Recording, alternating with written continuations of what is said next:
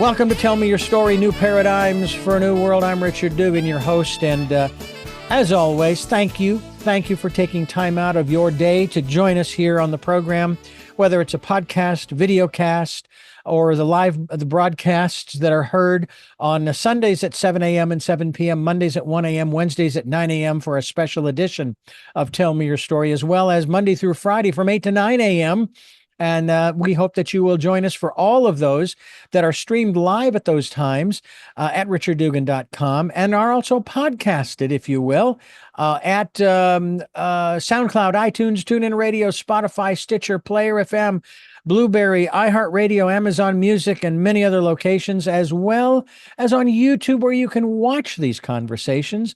We hope that you will subscribe and then also click on notifications so that you'll be notified when the next conversation is posted, and you'll have an opportunity to, I hope, be encouraged and inspired and entertained as well as educated. So please take time to do that if you would. And then if you can be a part of what we're doing here financially, we would greatly appreciate that. We have a PayPal account. It is there for your security as well as ours. When they ask for to whom you are sending this support, you're going to send, the email is going to be richard@richarddugan.com. That's richard@richarddugan.com. And finally, we ask that you take time to go within and listen to that still small voice during the decade of perfect vision. We hope that you will do just that. And I think we're going to be talking a little bit about that with our very special guest here on the program. And I say this because I was also born and raised Catholic. So I can honor this almost priest. He wanted to go in that direction at one point in his life, and believe it or not, so did I. And now I am actually a reverend, not a priest. And my moniker from time to time is Reverend Dr. D. Richard Dugan. But our guest is also Richard, but it's Richard John Allen. And I want to thank you so much for being with us here on the program to talk about, well, something that we all tend to deal with at some point in our lives. Thanks for being with us. Thank you, Richard. I'm glad to be here. Thanks for having me. I'm curious, though, because I know this is part of your story. You and I both had that same draw, and I'm not even sure why I had that draw at the time, other than, well, I'm male, I'm Roman Catholic, priest. Yeah, that's what I'm supposed to be. I don't think I'd make a very good priest, though, because I don't think I would agree with a lot of the doctrine specifically, but not just of Catholicism, but also of Christianity in general. There's just so many things that challenge me intellectually as far as the logic in that regard. So I'm curious, what was it? And I will start there with your story, if you will. What was it that drew you away from the priesthood, or guided you flat out just in a different direction than the priesthood? Yeah, so I think, well, initially when I told my parents I was 16 years old, I went to the school of St. John Bosco in Liverpool, England. I'm English. I moved to the United States in 2001. But when I was 16, the school I attended, we had priests as our teachers. So I was surrounded by religion all of my life up to the age of 16 or 17. And the draw for me, I guess the bottom line was to help people. My mother and father were of the same nature and kindness. They were always giving to people, always taking in family members, always trying to help, even for strangers. That's just how I was brought up, always helping people. And what better way than through religion? You can touch so many people and help in that way. Anyway, so when I was 16 at school, I spoke to one of the nuns at the school, and I had a great conversation with her. I went home that day after school, told my mother and father, and they panicked. They were totally shocked. They were very concerned. Are you sure? This is a massive commitment, son, to go to seminary school and, total change of life. And I said, yes, this is for me, and this is what I want to do. So anyway, I went to seminary school, but within a week I was back And I just said it wasn't for me. And I guess, Richard, the thing, I was scared. I think that's what it was. Maybe I don't know whether you could say my faith wasn't strong enough. Whatever the reason was, I really don't know. All I can tell you is I felt afraid and I was scared. Mm. I don't know if I was scared of the task ahead of me to understand, as you touched on there, religion in its entirety, the Catholic religion, the Catholic faith, or whether I was afraid of letting people down. Maybe I wasn't going to be a good enough person to become a priest. Mm. So I was conflicted, really. And for whatever reason, I came back home and I said to my mum and dad, nope, adamantly 100%, this isn't for me. So I didn't go along that path. And here I am today. So, yeah. Well, in terms of the conversation we're going to have, it's going to raise even more, I think, for many of us, more questions than there are answers because we're all dealing with this. I mean, and I'm very open about this. I've shared with our folks about the losses that I've had just in the last 3 or 4 or 5 years. Certainly one year. I mean, it was, I think, 2000. I think it was 2002, 2022. I beg your pardon. Although I could take it back even to 1998 or 99 when a dear friend of ours who lived across the street from us, he was Mm, renting the property and he lost the lease. So he said, "Well, why don't you move in with us until you can get another place?" And he said, "Well, that'd be great." And he passed away in our home just a few months later.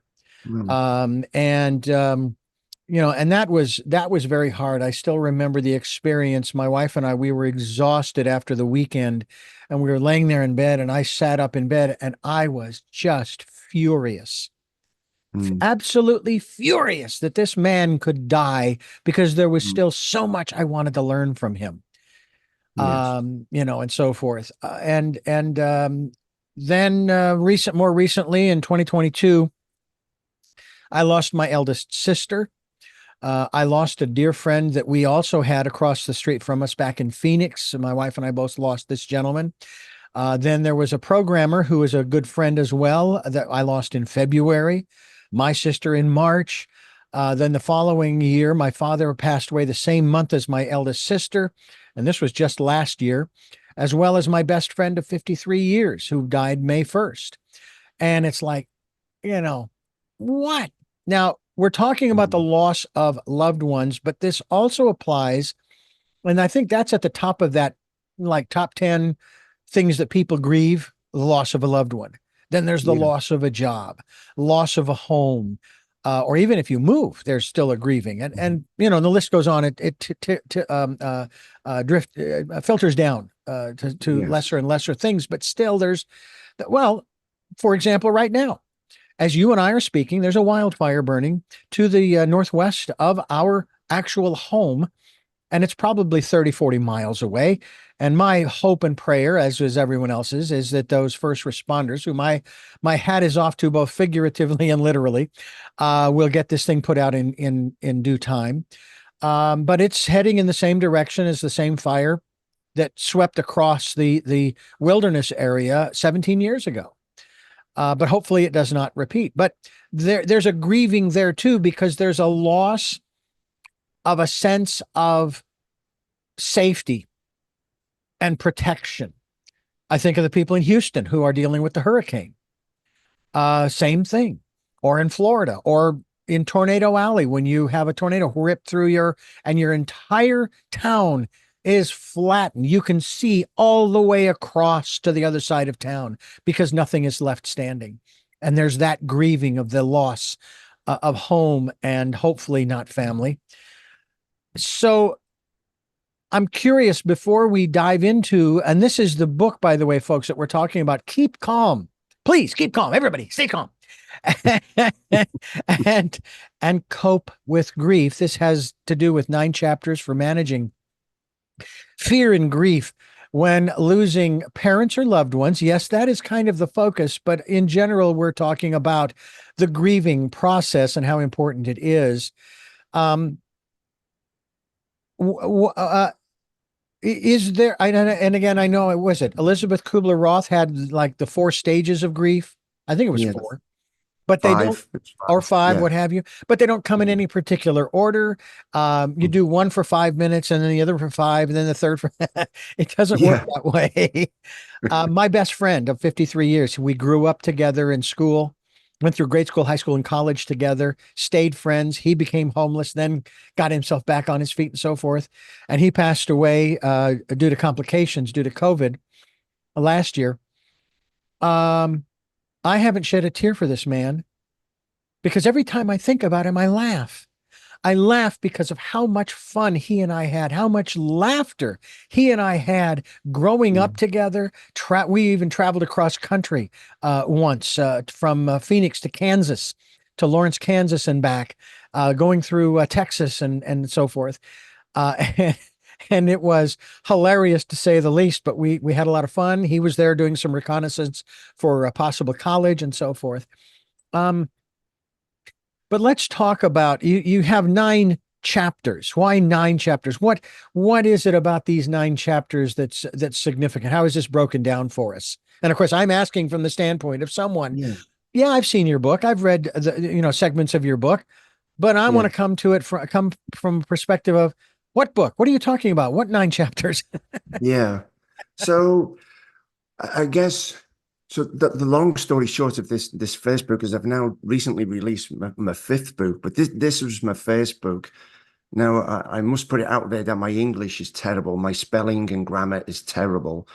But anyway, but back Well, in let me correct yeah, you on that. I yeah. think that our English and spelling is terrible because we put the E before the R in the word theater.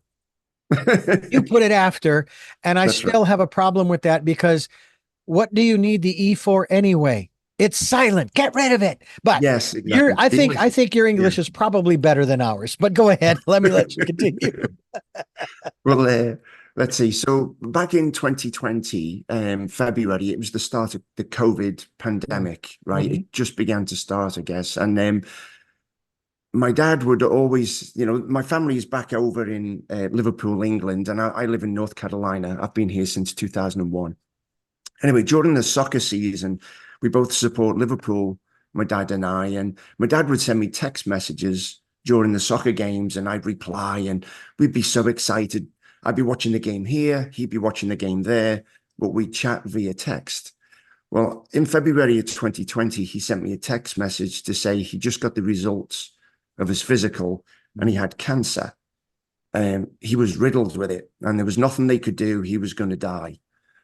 I said, obviously, I was devastated. I said, Dad, can we FaceTime?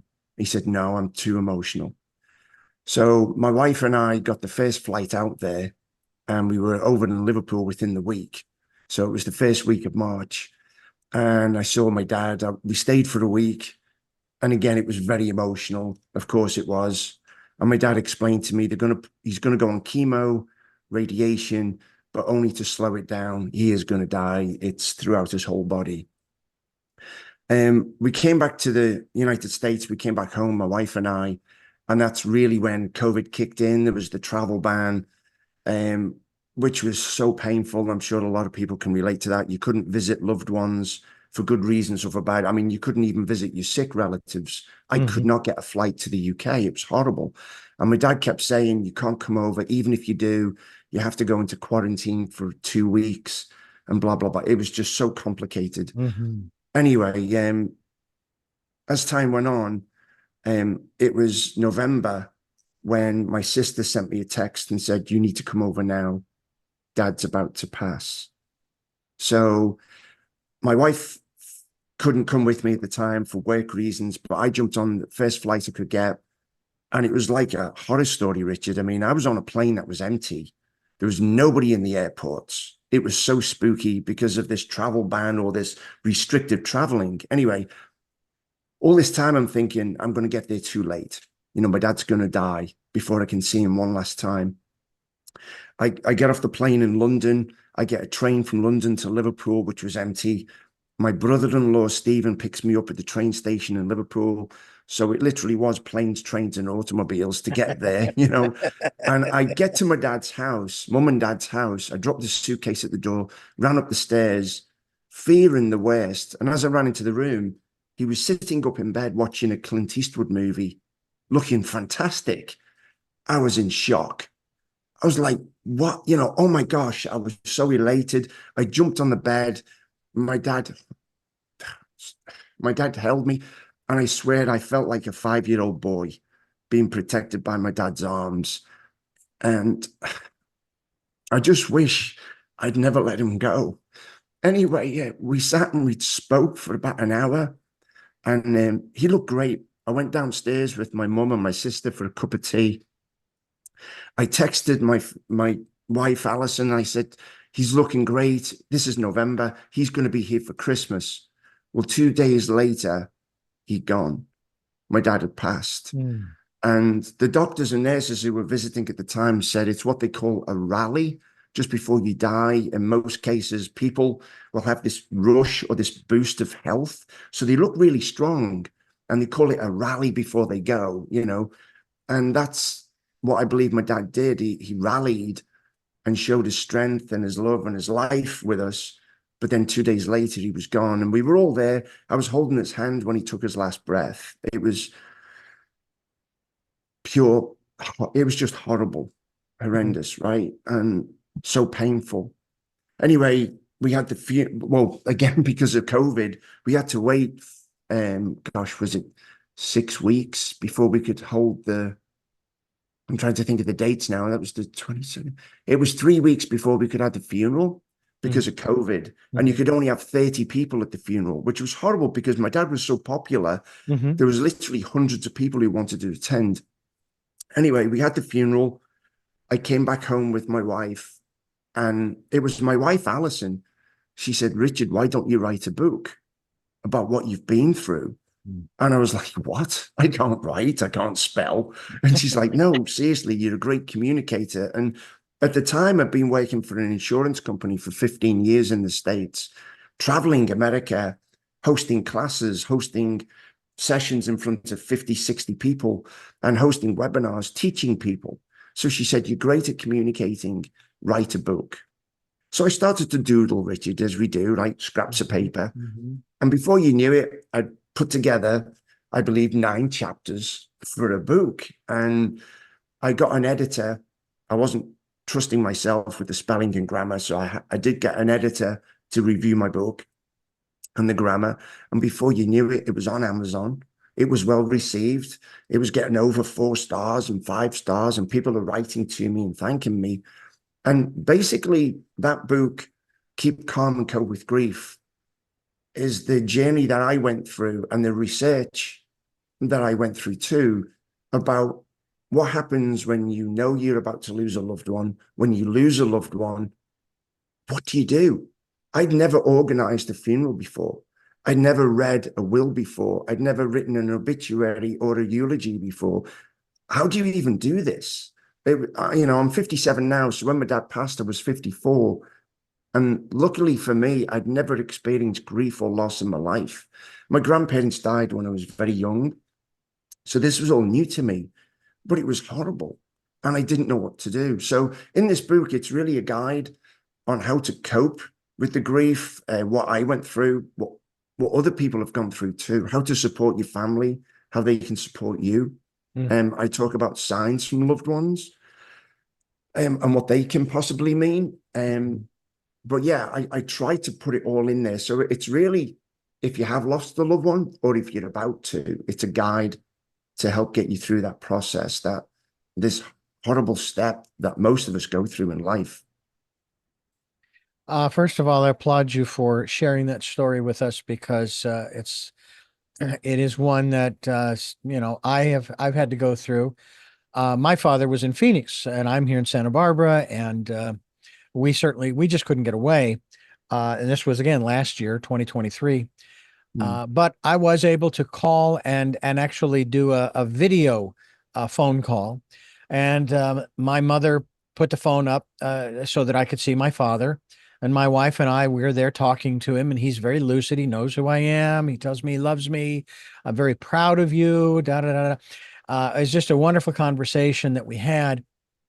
And literally, it was the next day that he passed. So I was very fortunate. My Wow. mother even told me that you and Amrita were the last two to really have any kind of a conversation with him. I don't know why that Mhm. why that's meaningful, but it's a beautiful milestone. At least we were able to have the opportunity. And then Yeah. after his passing, before before the proceedings and what have you, they were in the funeral home, and my sister called me and told me they were there, and I said, "Would you do me a favor? Would you please go over, tell him I love him, and give him a kiss on his forehead?" And I don't know if it was my mother or one of my nieces that was with her. She took a picture, which I still have, of her doing just that, Yeah. as well as a picture of him lying there. And I don't know about you, if you after his passing, do you recall ever receiving any kind of messages, promptings, even a voice, Mm. um, those kinds of things? Because when my sister passed, I heard her voice saying, "Hey, Richard, everything's okay. I'm okay. Everything's good. Everything's okay." And even she and I, 2 months before her passing, had a wonderful phone conversation where she said that she was ready. I mean, she was, but she wasn't. She didn't want to leave her husband, Yeah. but by the same token, she wasn't scared. So I knew that she was ready. Mm. Um, and I've shed tears over her loss at the memorial. It was such a beautiful mixture of laughter and tears. And I could not, I mean, it was amazing how many people were at her memorial as well as my father's. Yeah. Um, but I'm wondering if I get promptings from my dad. And sometimes I will speak out loud things to try to self-encourage myself. That's the real self-help. And I sometimes think those are my dad's words. In other words, he's talking to me through me, kind of thing. Yeah. What about Can, you? can I ask you? Yeah. Well, can I ask you a question first, Richard? Sure. Has anybody, I wouldn't say confronted you about that, but has anybody had a discussion with you and said, I don't know how to word this, but basically said to you, Richard, you're wrong. Those are not signs from your father because it's impossible. Nobody's ever challenged me on it, and I have shared it on numerous occasions on this program. Yeah. And I think it has something to do also with my position. I worked for 15 years back in the 80s and early 90s for a Christian radio station. And as I've already mentioned, I was born and raised Catholic. Yeah. And I heard too many people in front of the microphone criticize people who have had this experience and that experience that is not Mm. supported, quote unquote, in the book. And I'm Yes. going, wait a minute. Who the heck are you to tell them that they didn't have this experience, that it's invalid Yes. because it's not in the book? It changed their lives. It Exactly. changed their lives. How can you do that to them? Uh, Yeah. Matter of fact, we just watched a cute little children's movie or movie for kids about the movie was called If, and it's about imaginary friends. And my wife even asked me if I had them, and I said, you know what? No, I didn't. And it may have been because I have five other siblings.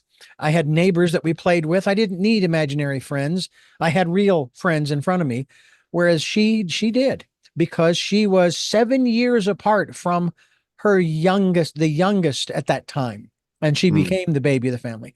So I have a feeling that in many instances, not all, imaginary friends are there to support the individual as a child because they don't have the support around them that they truly need and want. But no one's ever challenged me on that, and maybe it's because of that Yeah. that I say, look, if you had that experience, who am I to say you didn't? I want to find Yeah. out more. Unfortunately, I mean, I can't thank you enough for saying that because I feel 100% exactly the same way. I've had so many signs from my dad, my wife who's a scientist, has been a scientist all her life. She believes in, data, facts, evidence, proof. Mm-hmm. And even she has witnessed these signs from my father, and she's a believer now, which she wasn't before. So that's a testament right there. Yeah. But only yesterday, Richard, I was talking to a grief counselor who was a Christian grief counselor here in North Carolina, and he dispelled everything that I was saying about the signs from my dad. Like, no, that's not true. It can't be, and it's dangerous. You don't get signs from loved ones. And it blew my mind. Now, I'm not going to fall into the trap of an argument with somebody like that. We can each believe what we want to believe. But going back to what you said before about the book, I mean, I'll be honest with you. I've never read the Bible from start to finish. I'm only now just going through the Bible. And I only started 2 months ago, and I'm still in the Old Testament. And I have to say, being honest, I believe in our Lord and Savior, Jesus Christ. I believe in the God Almighty. I believe in so many things. But this is just me. I cannot bring myself to believe everything that's been written in the Bible. I just can't come to terms with it. I don't know what it is. Maybe that's why I'm not a priest. There's just some things in there I find hard to understand or believe. Now, maybe somebody can interpret it to me in a different way. And that goes to the Bible again. You and I can read the Bible, and you and I can interpret it in totally different ways. Mm-hmm. That's how complex the Bible is. And we shouldn't be judged by that.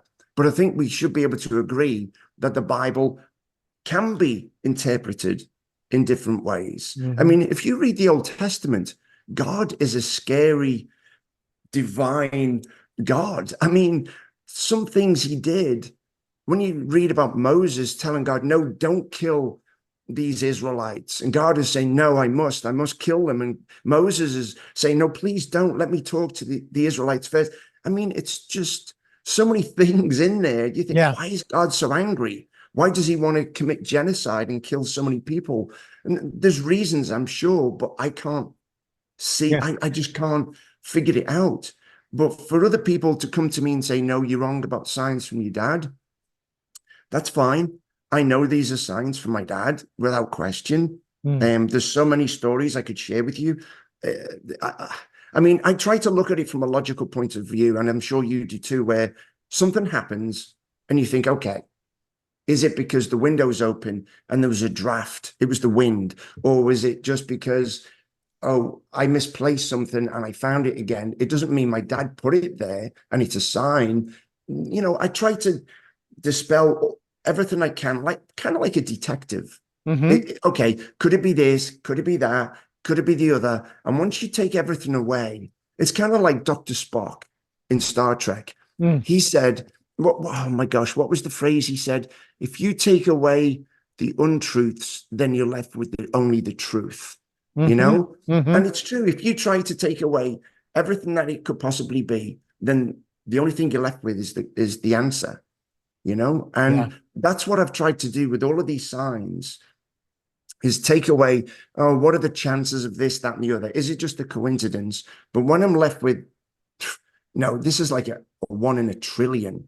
It must have been my dad, Yeah. Can I tell you one quick story? Please go ahead. So because I was sitting at this very desk. So I'm in my office in my house, and my wife and I share this room. It's supposed to be a bedroom, but it's our office. Anyway, I was here one day working on my second book, Life After This. And it was the middle of the day, and I was tired, and I just lost my train of thought. And I was thinking about my dad. So out loud, sitting in this chair, I called out to my dad. I said, Dad, if you're here with me now, give me a sign. I love you and I miss you so much, Dad. I just need to know that you're okay. Wherever you are, I just need to know that you're okay. And that was it. Now, you and I both know it's not like sending a text message. You're not going to get an instant response, right? It doesn't happen that way. When you when you ask for a sign from a loved one, you typically nothing happens, right? There's no rhyme or reason. I can't explain it. Anyway, I then look at my computer screen and I opened up a web browser and I went to a website. I think it was cargurus.com to look at trucks. being a guy, I'm always looking at cars, I'm always looking at trucks. And I typed in the Ford F-150, and no joke, maybe about 50,000 F-150s came up on my screen. And I picked one by random, and I clicked on it, and it looked really nice. And I'm looking at the photographs, and I'm looking at the back of the truck, the side of the truck, inside the truck. And I looked at a photograph of the dashboard. So you have the steering wheel and the touch screen, the big touch screen on the dashboard. Mm. And on the touch screen was the outside temperature, the time, and also the radio station. And on the radio station at the time when the picture was taken was a song called I Am Alive. And it was by a group called the Parlotones. Now, have you ever heard of the Parlotones? Because I haven't. So and this is all within 30 seconds of calling out to my dad. So I'm sitting there in shock. I'm tearful, and I'm thinking, wow, I've just asked my dad for a sign. Are you alive? I just need to know you're okay, Dad. And literally 30 seconds later, I'm looking at a photograph on this truck, and it says, I am alive. Now, 40, 50,000 trucks, random, I don't know. But was that a sign from my dad? I'd like to think it was. And I actually looked up that song on YouTube, the Parlotones, I Am Alive. And if you listen to that song, it will blow you away. Mm. The lyrics are so religious and so like uplifting that you believe that in the song, it basically tells you, believe I have found myself. I have found myself in life, that there is life after this. And I'm like, oh my gosh, not only is it, just the title of the song, but it's the lyrics are confirming that there is life after this. Anyway, that's just one of many things that have happened. I can't explain it. It could be random. I mean, I'm not crazy, but things like that happen a lot. And my wife has witnessed it, and we believe it's signs from my dad. I think that's beautiful. We're talking with Richard Allen, and we're encouraging you folks to go to his website to find out more about the work that he's doing. RichardJohnAllen.com. We will be linked to that website as well. So we hope that you will go there and find out more about his work and the book that we are talking about here on the program, which is entitled Keep Calm and Cope with Grief. It's 9 chapters for managing fear and grief when losing a parent or loved one. I knew too that one day I would get that call. And at the end of March of 2022, I got the call. And I thought for sure this is the one, because it was one of my sisters who was telling me, I wanted to tell you that your sister just passed away. And okay, because I knew I was there for Christmas that year, the previous Christmas, and it was absolutely one of the most magical, wonderful Christmases. And she was perky and vibrant and smiling the way she did. When she smiles, you see both rows of teeth. Okay. And it's a full out laugh that's wonderful and absolutely incredible. And it was, and then my youngest sister is like the consummate organizer, and she set everything up for the day. I flew in for the day. I spent the overnight with my parents, and then flew home the next day. But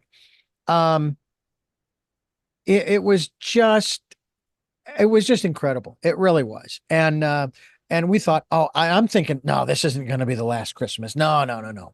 Obviously, it was. And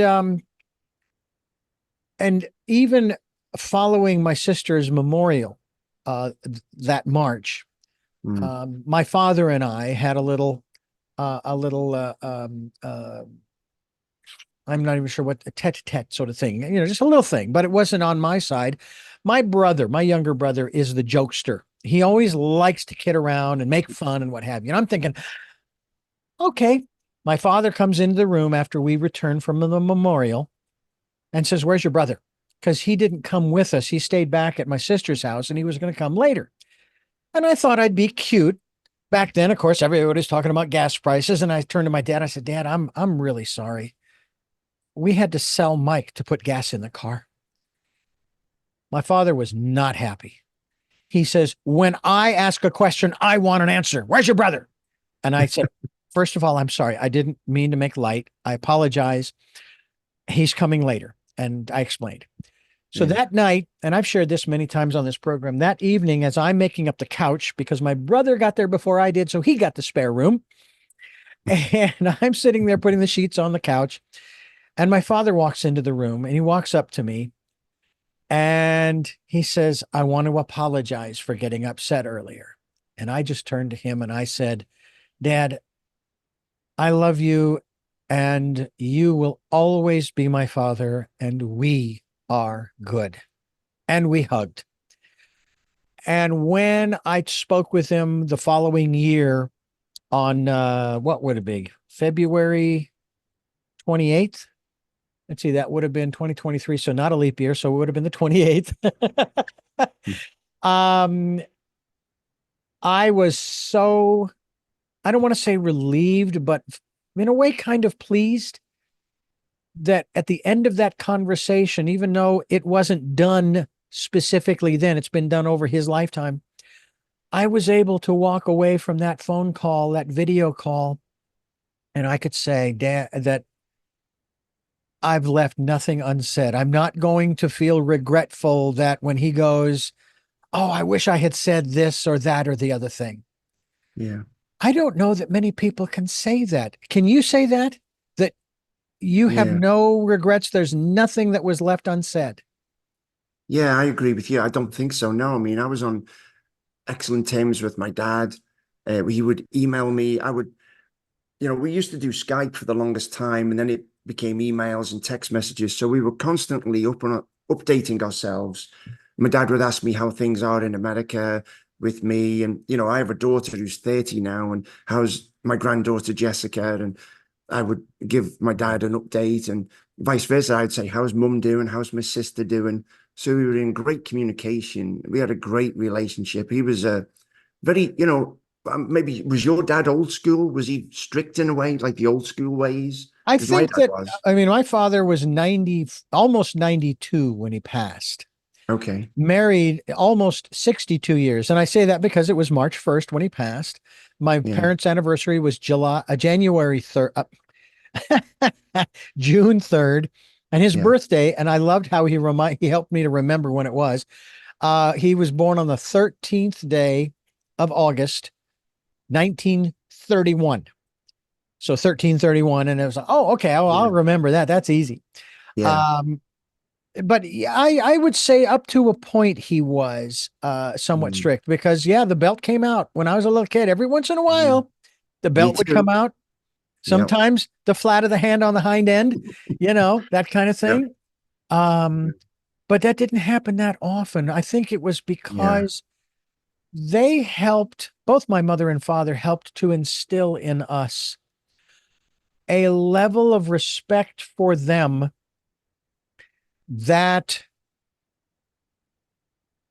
to this day, and it's actually been in the last 25, 30 years, we used to go over to their house on Sundays to have a lunch or something and then sit in the living room and chat about a lot of esoteric or metaphysical or spiritual things. It was just incredible. Mm. And they became more than parents, they became friends. Yeah. Yeah. I agree. I think my Yeah. parents were the same. I could go to certainly my mum. Yeah, it was different, wasn't it, between mother and father for me anyway. I go to my mum about certain things, my Mm. dad about other things, things about my job or my career, financial things. I go to my dad. Maybe my mum, it would be things like maybe relationship things between the girl I was dating or my wife, which me and my wife Alison, we get along. She's my best friend. She truly is my soulmate. So Mm. there's no problems there. But yeah, it's funny, isn't it, Richard, that our fathers could have been so strict, pulled out that belt once in a while, and yet we have so much pure love for them despite that. Yeah. It just makes you feel even tighter, even stronger, even closer to them. And that nothing can touch that love. Absolutely nothing. Even when they pass on, even when Yeah, they pass on. Yeah. yeah. We're And talking with Richard Allen, and we're talking about his book. I want to talk a little bit, Richard, about these 9 chapters, and we've discussed Hmm. a lot in the context of we brought up these 9 chapters or bits and Yeah. pieces of them as we go. And we do encourage people to stay calm. But we're going to kind of go through these. In my the last interview that I did, we went through these the different 7 steps that this one individual had, and we went through them one by one, and it was Yeah. really kind of cool to do. So we'll do that briefly here, and we'll Yeah. start here with the beauty of losing a loved one, which you don't usually think of it that way. And for me, I think the best way for me to put it in context, my father passed on the 1st. They had his memorial on the 10th of March. I flew out, and unfortunately, I would have loved to have my wife there. We have animals, so someone had to stay home to take care of them. But I flew back, and we're at the memorial, and it's my turn to go up and say my few words. Now, in preparation, I was told you'll have 3 minutes. Well, being in broadcasting, okay, 3 minutes, 2 words per second times three, blah, blah, blah, blah, blah. Yeah. So I wrote out all of my words, printed them out, had them right there in front of me, ready to go. And the irony is that I probably kept within the 3 minutes, but my brother and sisters, they all went long. And I just had to sit there and laugh a little bit because it's like, well, if she hadn't told me that, I'd still be up there going on and on and on. So, and Yeah. she didn't mean anything by it. It was just, look, there's a lot of people that are going to talk. So we all need to keep it to that. And I just kind of chuckle, but I'm up there and I was so proud to have been a part of, or to be part of that family and of the lineage Mm. of my father. Yes. They named me after him, and his name was Leslie Richard. So the very first thing I said, and almost as loud as I could, as sort of a statement of, I am his son, the eldest son. And I said, my name is Richard Les Dugan, Yeah. with a lot of force there, just saying, look, this is how important he was in my life. And I Yeah. think, and this would be interesting to talk about here in terms of, again, this is going back to this first chapter, the beauty of losing a loved one. Um, my father shared with me over the subsequent, the few years before his passing, he didn't feel like he had any real impact in our lives, the kids, right? Which Right. couldn't be farther from the truth. Well, this was not coordinated, but if you were to put a theme to the memorial for my father, it would have been, Dad, we are the way we are because you were there.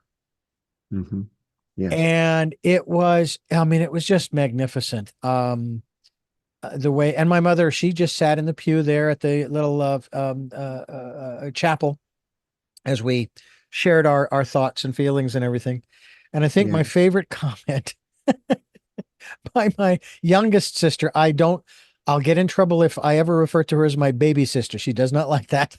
My youngest sister, she gets up and her first comments are, well, I don't have anything to say. All the great stories have already been told, but she did share some beautiful things about what my father said, the last words that he said to my mother, and so forth. And it was just beautiful.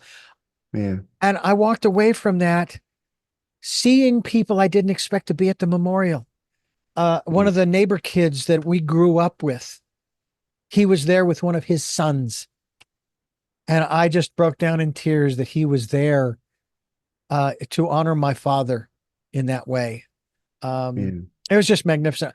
I'm curious about your perspective in terms of how you feel about being of the lineage of your father, and what that means to you in Yeah. that regard.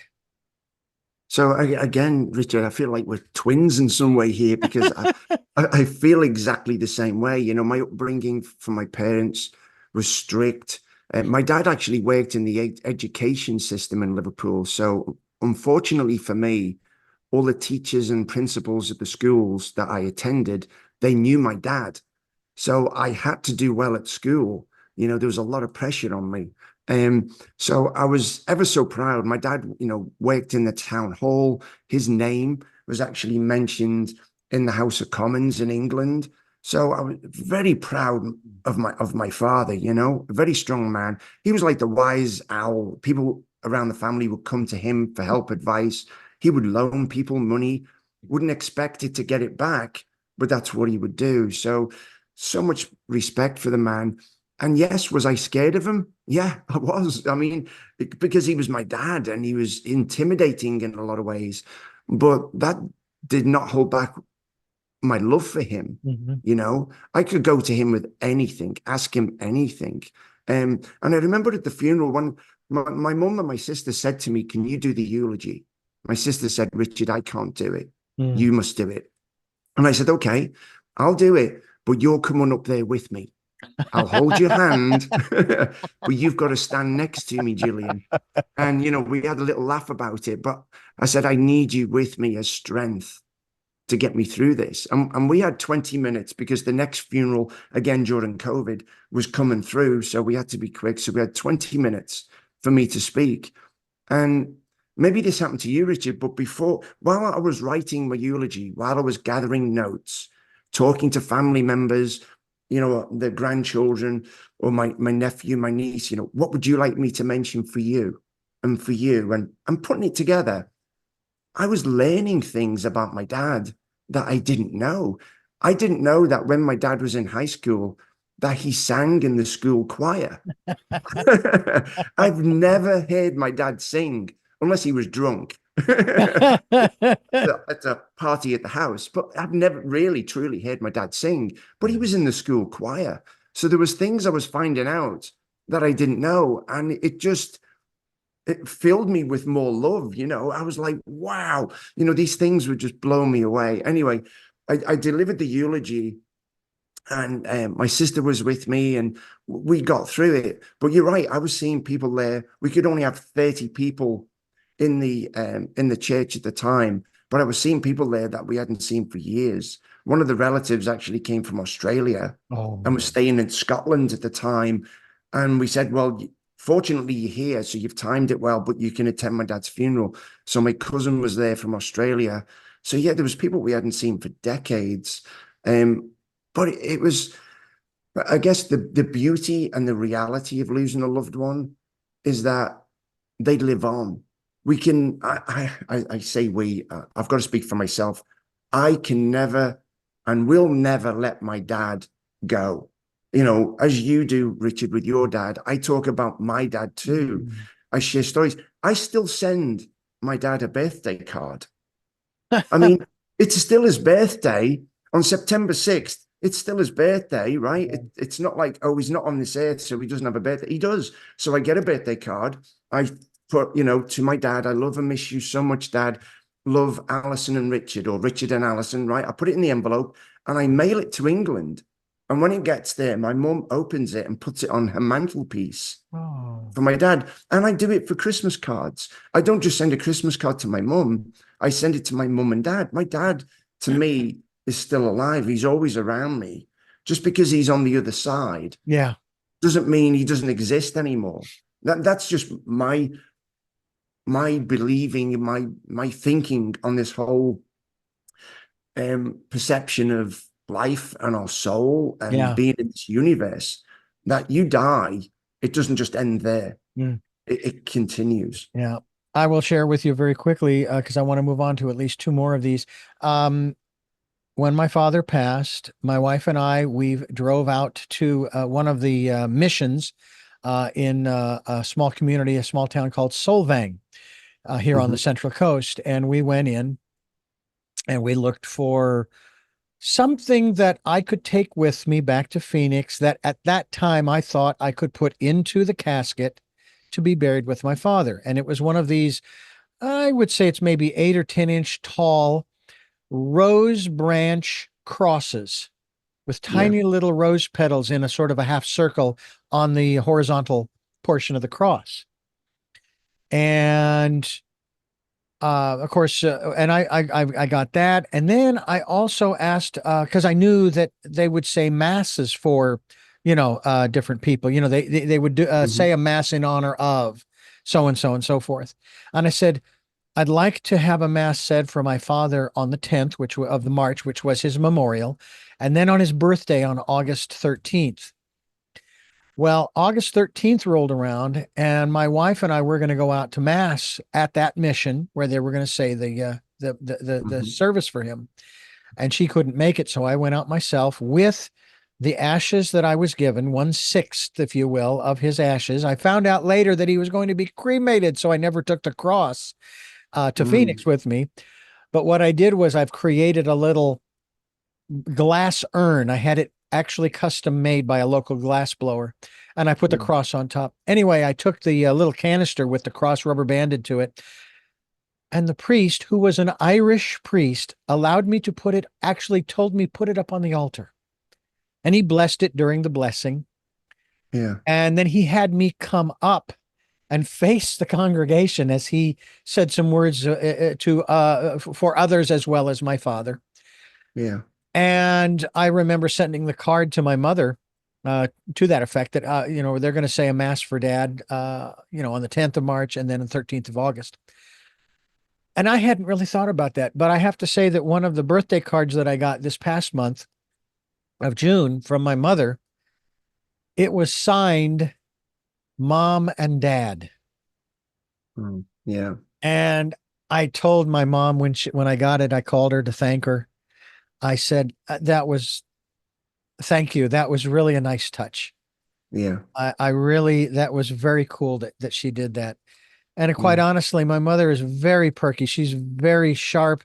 She does not want to hear a lot of the bad stuff that's going on in our lives. If you want to Yeah. talk to me and you are looking for advice, that's fine. But I really don't need to hear the stories.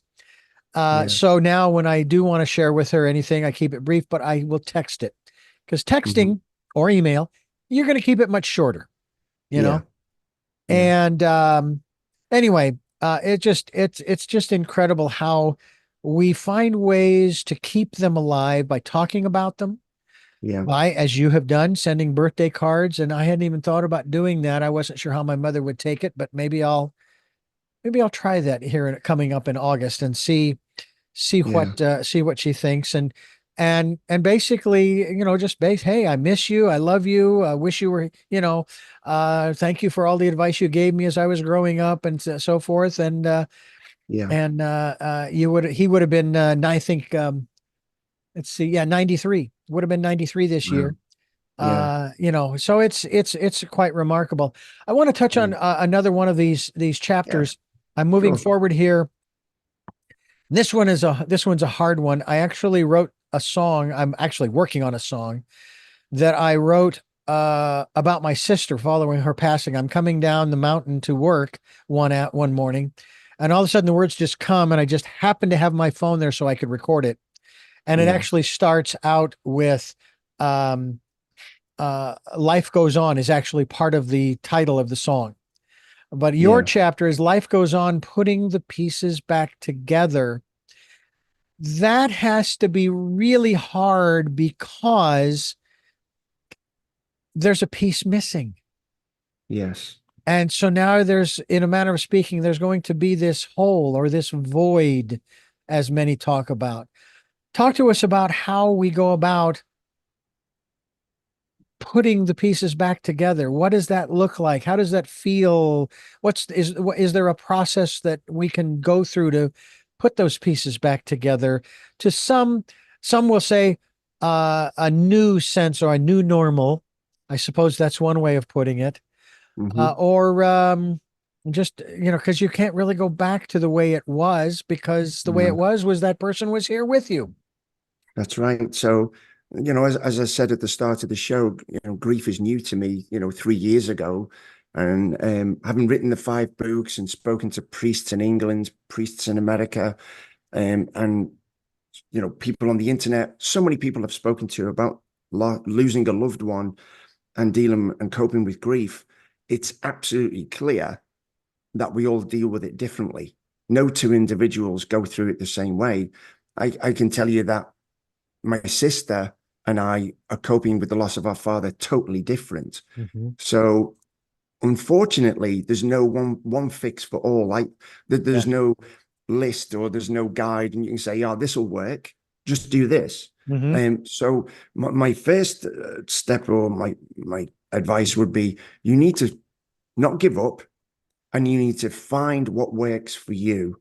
As I said, we're all different, and you can do so many things. And I think we forget, and you don't even have, don't make it sound like it's a chore and you have to try.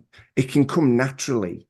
Um, Whether it's, maybe when you lost your father, you used to go fishing on a certain lake, then go back to that lake and go fishing.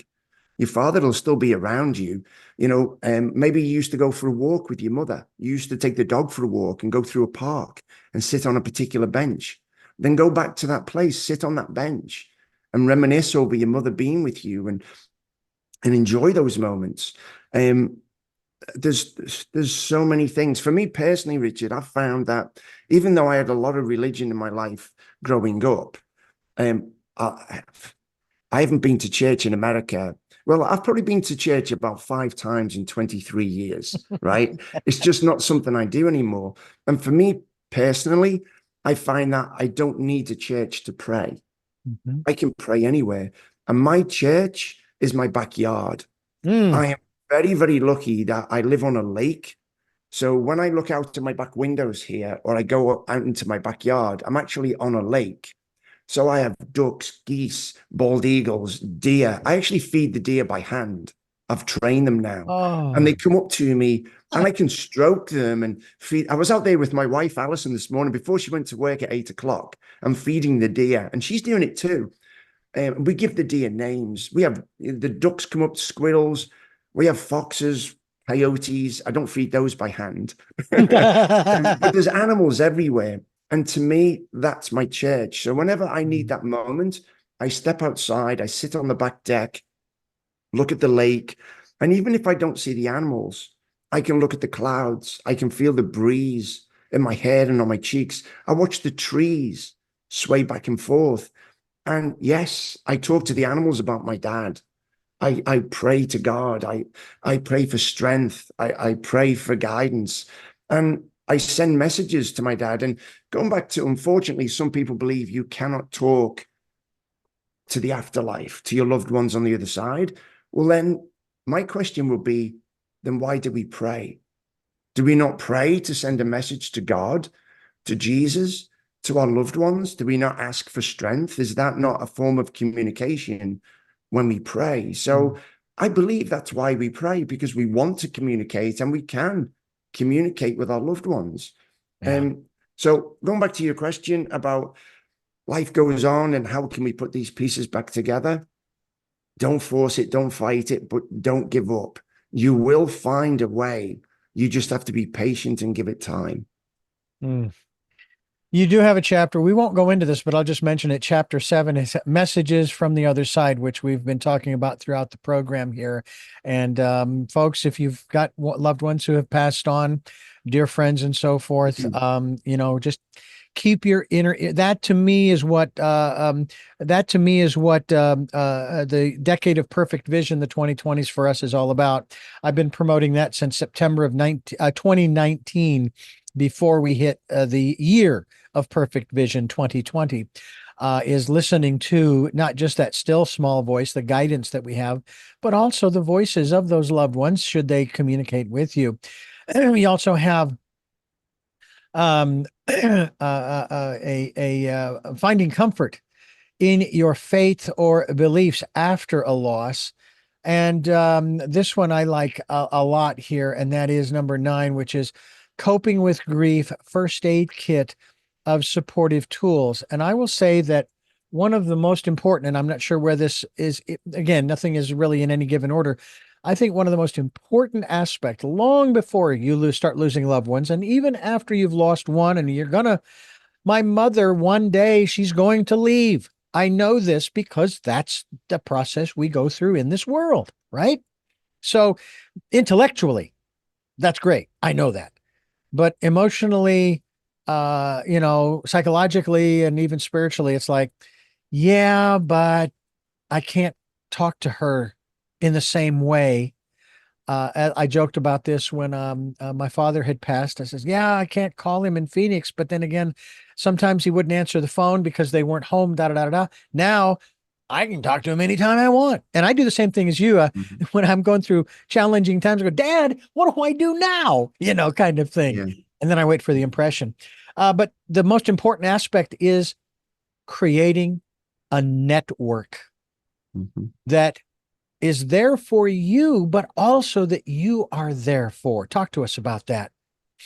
Yeah, so your support system is very important. Whether it's family and friends, it could be your next door neighbor, it could be co-workers, it could be the guy that you talk to at the gas station when you go to fill up your truck.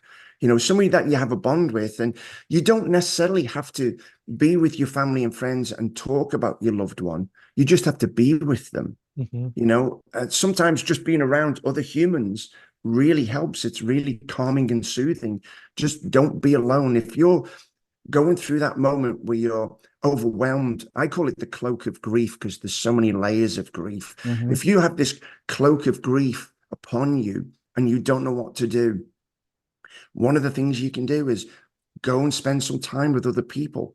Even if you go to IHOP, sit there and have your Yeah. bacon and eggs and sausage, but you're around other people and it just gets you out so you don't feel that you're alone. Because trust me, the people all around you, they've been through grief too, or they Mhm. will. So everybody has something in common. Sadly, through life, as you mentioned, Richard, we are going to lose loved ones. Mhm. I only have my mother left, as you do, and I know that day will come, and I have to maybe not prepare myself, but I have to know the fact that because I don't know what to expect. When Yeah. my mum goes, we don't know. I don't know how I'm going to feel. I know it's going to hurt like Mhm. crazy. Yeah. I'm going to be lost and distraught, but I just have to know that that day will come. That's Yeah. all. But yeah, just be around family and friends. They will support you. I have, and I find it just absolutely fascinating to dive into that support group. And Hmm. it's not just when you're grieving. Sometimes things come up in your life, and you say, "Hey, I need help." And I think that's one of the things, at least in this country. I don't know so much about England, and whether or not it's true about the stiff upper lip of the Brits. But I know in America, I don't think there is a stiff upper lip. It's just, I don't take charity. I'm an American and I'll take care of it myself. And I'm sitting here going, if you need help, ask Hmm. for it. There's no Yeah. shame in it. It's not charity, it's support. We're a community. Yeah. They talk about these types of individuals with this great pride will talk about, we're Americans and we take care of our own and so forth. Well, if we are Americans, what difference does it make whether we're related by blood or otherwise if we're in this support group, this network, this community? You need Yeah. help? Hey, if I've got the wherewithal that I can, I mean, my best friend of 53 years who passed last year, he called me one day and he's calling me, telling me that he's been living in his car and that he lost his home and this and that and the other thing. And I'm going, I know he's calling because he wants money. I wish I had. Okay. Hmm. I've been one of those who's paycheck to paycheck kind of guy.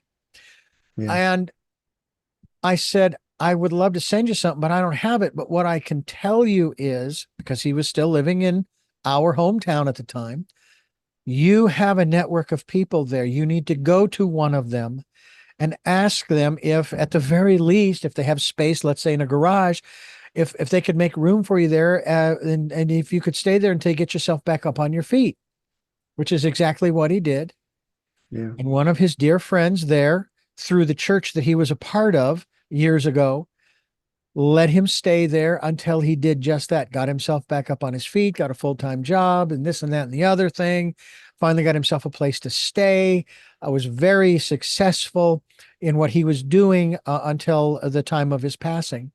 And, I'd like to think that what I shared with him was was what he needed at the time.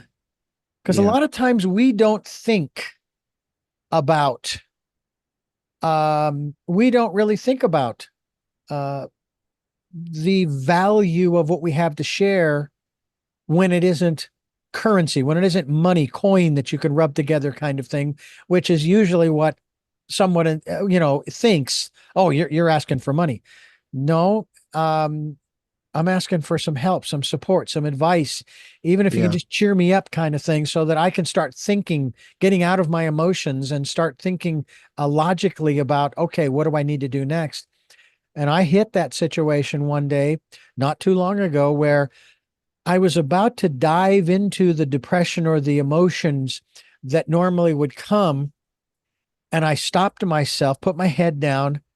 I paused for about 2 minutes, and immediately I started sending out a text for help. Hmm. And I got the help that my wife and I needed for at that time. And so to me, that's as you've already stated, that is so important.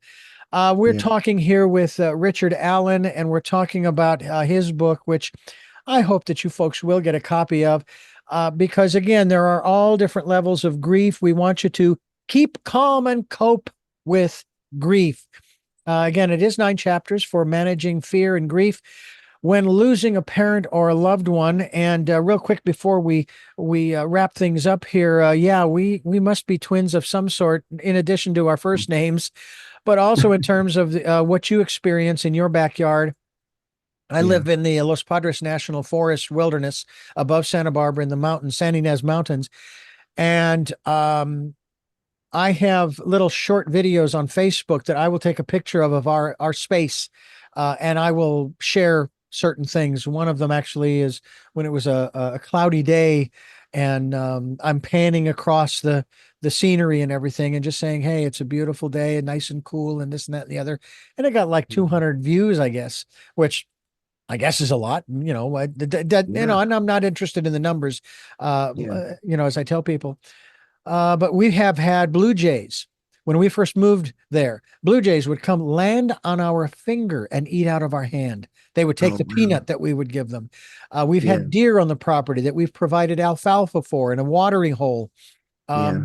We've even had a bear on the property. We didn't encourage the bear to stay, but we've had a bear that I wasn't really afraid of. We've had all kinds of different critters, and it's Hmm. just. And then when we have had our animals pass, we bury them underneath this 40 or 50 foot tall pine tree.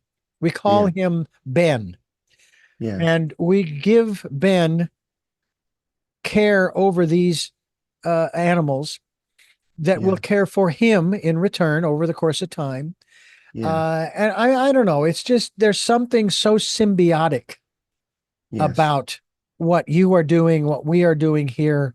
And Mm. it just feels right. It really does. Yeah. We're talking Can I with, say, can I please go say ahead. Go really, ahead. really quickly, Richard, talking about pets.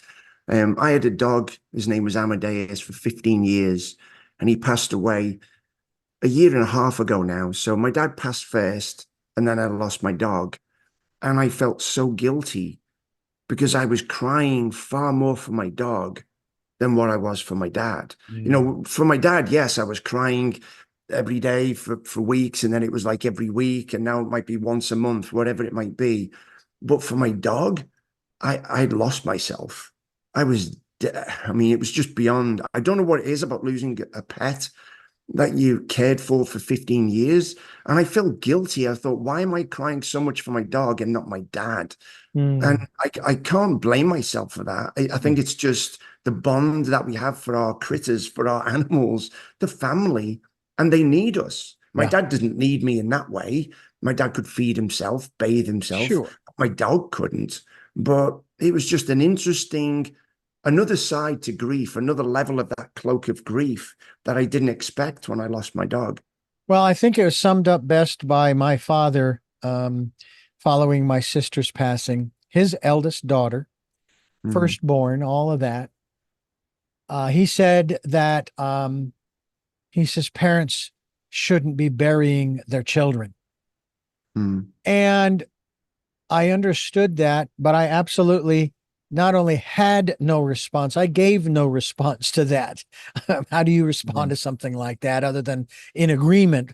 Yeah. Um, but it was also, and then a funny story that my mother told me. She said that, yeah, following that, my dad said, I'm tired. I don't want to be here anymore. And this Yeah. was still 11 or 10 or 11 months before his passing. And my mother, of course, knowing his health conditions, said that he had the blood pressure of a 20-year-old.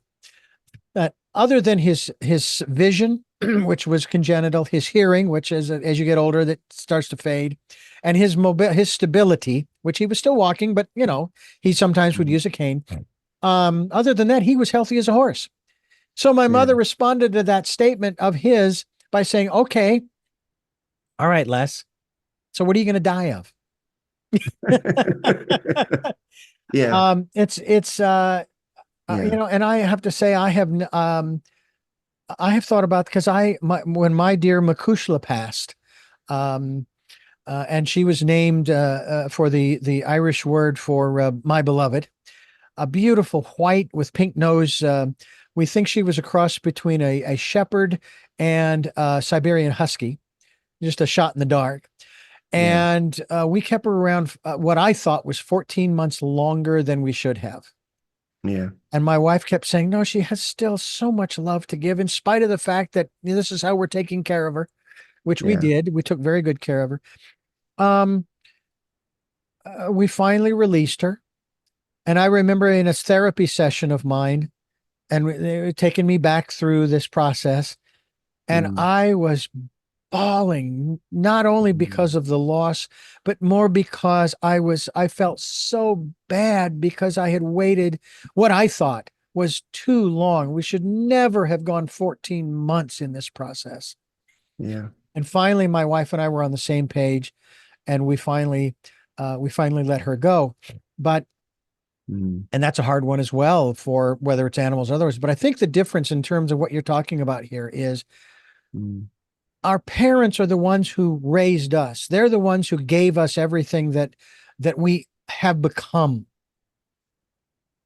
And when it's an animal, our animals, our pets are our children. Mm-hmm. And we love, and even more so, more than a child that you would birth into this world, they can be even closer Yeah. than your own children. And it's not that you're neglecting your children. It's just there's that different kind of It's bond. special. Yeah. There was a point in Makushla's life when she was still ambulatory, when I take her out into an unfenced area outside our house, and I didn't have to have her on leash. She would stay Mm-hmm. close to me. If she wandered off, I'd call her, boom, she would come a running. Yeah. And I'm going, this is the kind of dog I've always wanted. Oh, Yeah. man. Yeah. And it's just really, really incredible. Yeah. Yeah. Richard, I want to thank you for giving us so much time here on the program. Thank you for being a part of the work that we're doing Sure. here to try to, and I do believe this process is part of the raising of the consciousness of the people, of individuals, because no matter what happens in life, there are going to be those moments that we are going to grieve. And I'll bring it into more of a material, real world example. My first wife, while I was married with her, we went through an election cycle. And when the candidate that she wanted for the particular office lost, she she cried. Yeah. That's grieving too, because you were really Mm-hmm. hoping, we do what we do, we vote and so forth, and you Yeah. hope your candidate wins, but only one can win. Mm-hmm. There are no runners up. There's the winners and then what we call the losers.